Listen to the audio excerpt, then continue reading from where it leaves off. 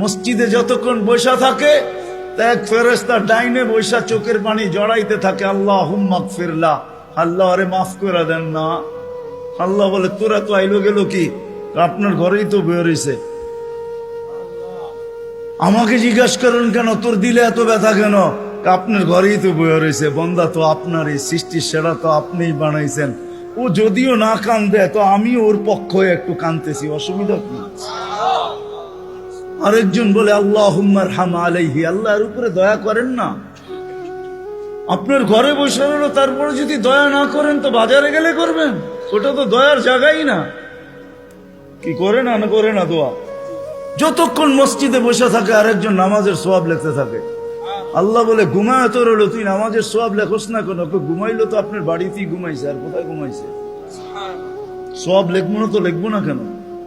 এটাও ফেরেশতা চালায়। আপনি ভাবেন শ্বাস প্রশ্বাস এমনি নেন?